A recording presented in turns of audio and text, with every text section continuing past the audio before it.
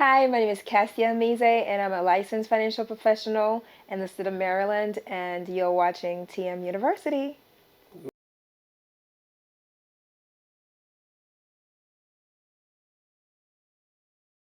Exactly that, because because the truth is sometimes having that shared experience puts you um, in a comfortable setting. You can actually take a tour with the person virtually, you know, to corners of that shared experiences that they may not know.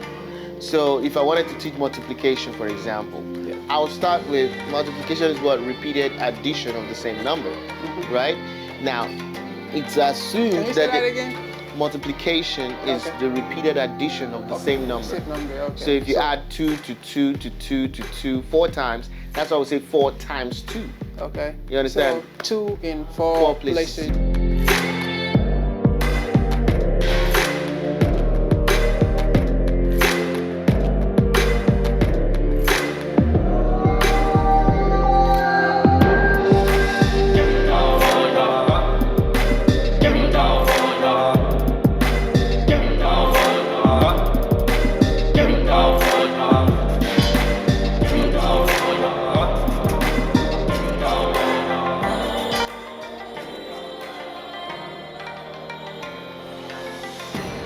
Or you get it.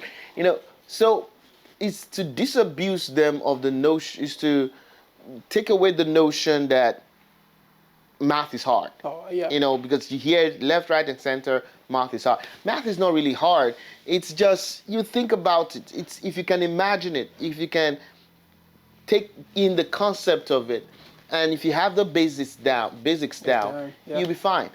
So now imagine a teacher who says math is easy all the time now come and tell you this is a difficult one. But how do you let them understand what you're trying to tell them? Because number one, I don't want them to make it seem like, okay, math it's easy.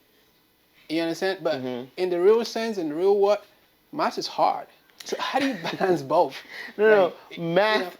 I wasn't trying to butter them because up. if you know something, it's easy to you. But for right. those people who don't know, and when you're teaching a class, you shouldn't teach at the highest level of the Right. like balance it up, right? It's like this. I like to take them from where I'm sure they know, things I'm sure they know, to things I know they don't know. Okay.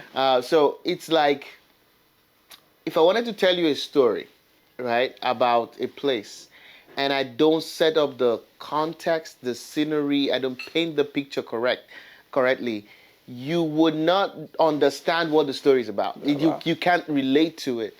So when your experience with someone, when you have a shared experience with someone, it's easy to tell a story about that shared experience. So when you listen to Jesus's parables, for example, Yeah. these parables are to share a common experience, to take them from what they know to a concept about heaven that they don't know. So the same thing with math.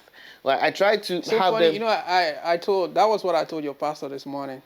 He was talking about marriage, right? Right. And talking about the book of Ruth, right? Right. And like some other regular pastors, they just, oh, Ruth, she's this and that, without bringing the fact that we are in this world, we want something to be able to connect to Ruth. Right. Because in terms of marriage, everybody go through that, right?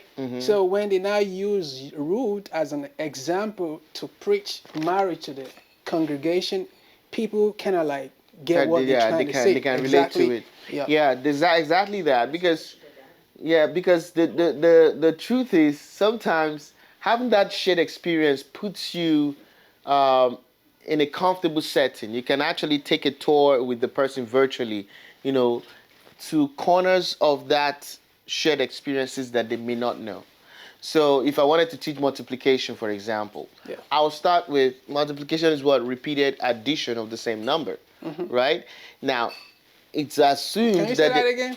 multiplication is Okay. the repeated addition of the same number. Same number, okay. So if you add 2 to 2 to 2 to 2 4 times, that's why we say 4 times 2. Okay. You understand? So 2 in Four 4 places. Yeah. So you see that I've taken what they knew of addition Okay. and launched them into something they did not know previously about multiplication.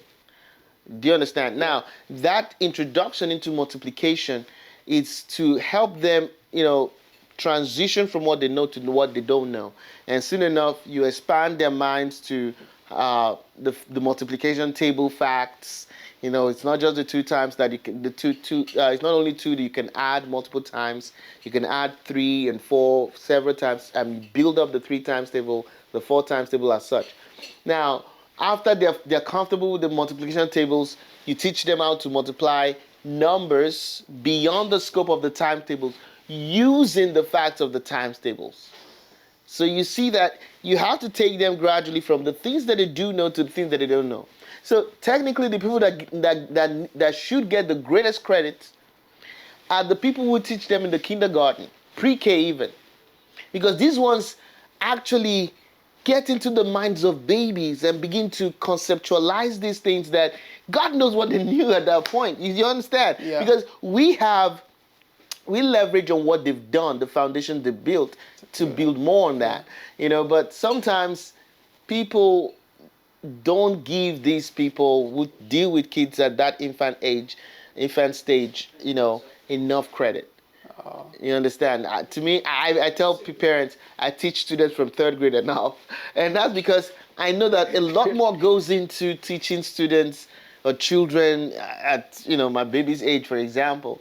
And it's beautiful when you're teaching to see their minds, blow. Like, Yeah. you can tell that they're getting wiser by the day. They're getting more enlightened, and that's the tragedy about math, though.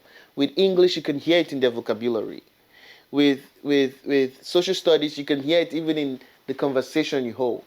But it's sad to say that when it comes to math, we don't think we can communicate these things. Do you apart speak from math though? I Is do. that- I was about to say. I was about to say that. I do, and that's why Like, I don't know when if you talk to people? I don't know if you picked up on what I said earlier. I make sure the environment I teach math is such that they find expression. Math is considered classic. In fact, there's what is called classical math. It's the same with classical physics. In other words, these are decided facts. You don't argue with it. These are facts and figures that they're set in stone, established as such, right? I'm not arguing about that. But here's the thing. You're teaching children who are impressionable, who feel like, well, they want to think for themselves. They see things. Now, if you really want them to love math, you want to invite their logical reasoning in the process of getting these decided facts.